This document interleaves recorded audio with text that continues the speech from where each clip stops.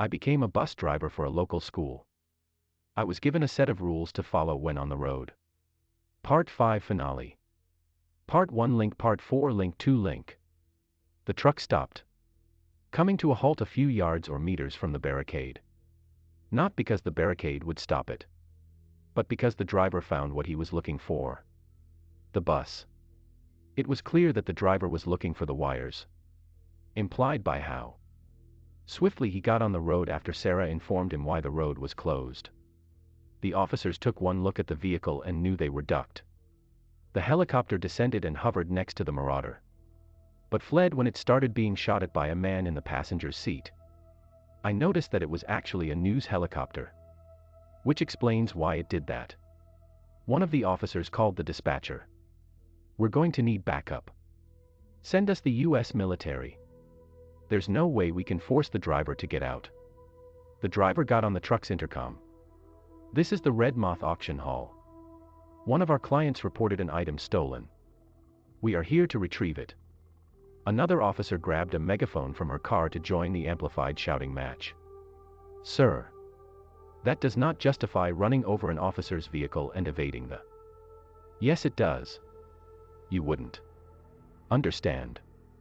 While this was happening, a blue 2010s Ford pickup along with a police cruiser escorting it arrived at the bus yard from Riverside St. The truck drove through the hole created by the bus and stopped beside us. And the officers in the police cruiser went to join whatever was happening at the intersection. An old man was inside the truck. Despite his age, he stepped out of the truck with ease. "Rough first day, huh?" he asked me. The guard and I stared at him in confusion. The student stared at us in confusion, giving us a look that said, "Wait. You don't know this guy?" After an awkward moment of silence, the man identified himself. "Oh. I am Ernest Fredrickson. The dude who hired you. Sorry about that." Now knowing who this guy was, a million questions went through my head.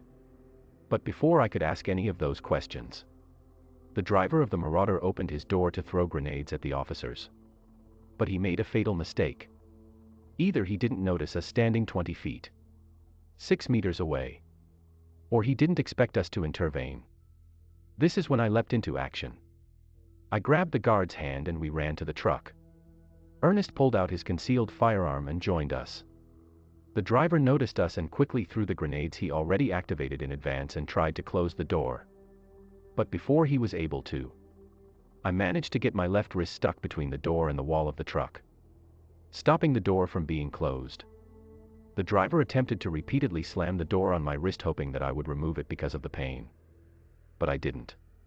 While this was happening, the guard and Ernest open fired at the driver. About half the bullets struck the door, but the other half managed to get into the cab, and most of those hit the driver. We ripped the door out of the dead man's grip and I climbed into the truck to unbuckle his seatbelt so we could remove the corpse from the seat. But when I climbed onto the side of the truck, I found another man in the passenger seat with the exact same attire as the driver. That being what seemed to be a black version of what the US Army wears. I noticed he had a rifle, so I was forced to shoot him to avoid being shot myself. All of that happened in less than 10 seconds. The grenades the driver threw earlier landed behind the car barricader and blew up, injuring several officers. Some of the surviving officers tended to the injured ones, while the rest came over to the Marauder to inspect it. The three of us returned to the yard where the kids were. Shortly after the officers entered the Marauder, the back doors opened and 8 men rushed out of the truck. They all had the same attire as the 2 in the front, and 3 of them had briefcases for some reason. 5 officers chased them on foot. We all thought this was the end as none of them had any weapons. Or at least we thought. The ones with the briefcases stopped for a moment and threw their briefcases at the officers. One of them managed to strike an officer, knocking him to the ground. But the briefcases had another use other than being a projectile, because as the officers passed them, they were detonated, causing a massive explosion. Chunks of briefcase were flung outward, functioning as shrapnel. One of them hit Tommy. 2 hit the girl who was being strangled by a wire earlier. 1 hit Angela. And 2 more each hit me and Ernest. Luckily, we all survived with minor injuries. When the smoke cleared up, we saw the scene that lied before us. The marauder suffered very little damage. And the bus's body was heavily damaged but still intact, including the windows. The windshield was struck by 4 briefcase chunks, leaving spiderweb cracks where they collided with the windshield. The body of the police cars were ripped apart from the force of the explosion. And the fuel tanks were spilling gasoline all over the road. Even the traffic lights at the intersection were bent. 7 ambulances arrived from Riverside ST, intending to treat the officers injured by the grenade explosion, but found far more than they bargained for. But in a dark twist of irony, this was still enough ambulances to transport the surviving officers to the hospital. Out of the 8 men in the back of the Marauder, 5 of them survived with minor injuries. The other 3 were either dead or seriously injured. All 7 of the kids hid in the guard shack as the guard, Ernest, and I approached the group with our weapons drawn. As soon as they saw us, the healthy ones dropped their injured comrades and fled down Route 3 on foot, in the same direction the Marauder came from. The 3 of us chased them and managed to shoot all 5 of them. We walked back to the yard and saw a man talking with the paramedics. "What do you mean? The snack bar right there. What do you mean it's not open?" Shit. They didn't know. Rule 4 at any time. A man may show up thinking your shack is a snack bar. Give him something to eat, or you'll be the snack. If you cannot give him a snack due to Rule 2, call us and continue hiding until we've dealt with the situation. We continued approaching the ambulances, but still tried not to attract the man's attention. "Sir, we are paramedics. We do not have a snack bar." The man went from annoyed to angry. His voice became incredibly deep and demonic. "Give me a snack. Right now." The paramedic stared at the man, very confused at what just happened. The man's fingernails grew incredibly quickly, and they transformed into claws in the process. He used his Wolverine hands to attack the man, peeling off a thick and large chunk of his forearm. The paramedic ran off and screamed in agony due to being literally skinned alive. The man's fingernails broke off and the man returned to normal. "Thank you. Have a nice day," he said as if he bought this chunk of human flesh from a snack bar. He left in the direction he seemed to have came from. Several shadow figures appeared near him and wandered aimlessly. Rule 7: if you see a shadow figure roaming the nearby area, pretend it doesn't exist. Do not let it know it has physically entered our world. I walked up to the paramedics to inform them of Rule 7.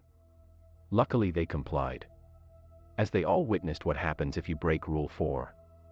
The paramedics continued loading the injured officers into the ambulances, with the one that was skinned alive joining them, when a heavy-duty tow truck that was going way too fast for Riverside ST bashed through 2 of the ambulances that were in its way while making a sharp right turn into the left lane of Route 3, almost flipping over in the process. This truck was definitely able to tow the bus, and that's exactly what they did.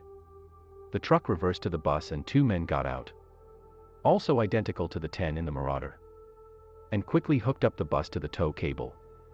The men got back into their truck and sped off in the direction the truck was facing. This all happened within 15 seconds. The paramedics were about to nope out of there, but the men in the tow truck didn't have time to attack them.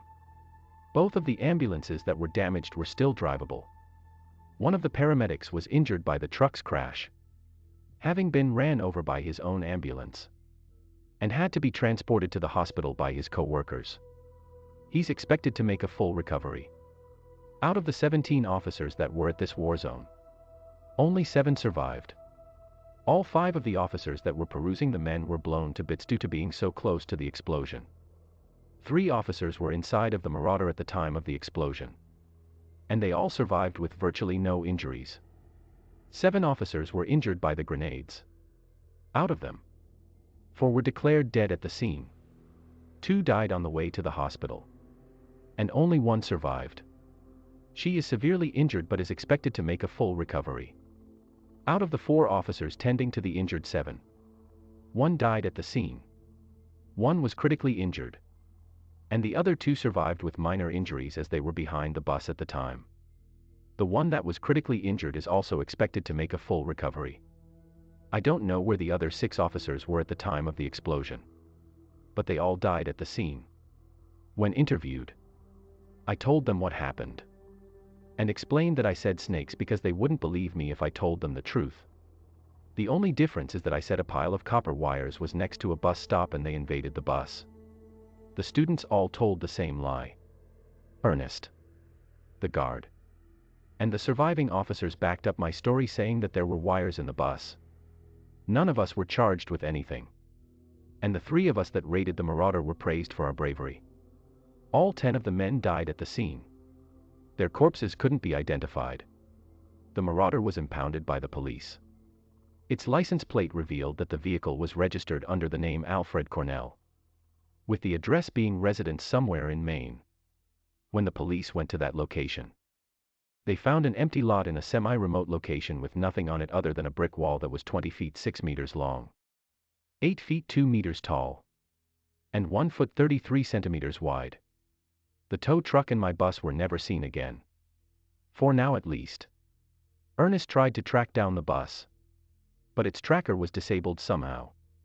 The news station that tried to film this massacre was ordered by the federal government to delete the limited footage they captured and to never speak of this until further notice. The rest of us that witnessed the event were essentially given NDAs by the government. The family members of the dead officers were given large settlements. The surviving officers had their medical bills paid for and were given a smaller settlement for their troubles. The 7 students that didn't make it to their stop were taken care of by Ernest, his wife, and his 3 middle-aged children until they can be returned home. Ernest told me that I wasn't actually being paid $20 an hour. The ad was only listed that way to not attract unwanted attention. I was actually being paid $200 an hour. And he gave me a $1,000 bonus for my troubles. Today, the guard's wage was also multiplied by 10 and he also got a $1,000 bonus. I told Ernest what actually happened. And we now have a 14th rule for the bus drivers. Rule 14: do not steal from the mansion owners. Because they will find you. And they will do whatever it takes to get their stuff back.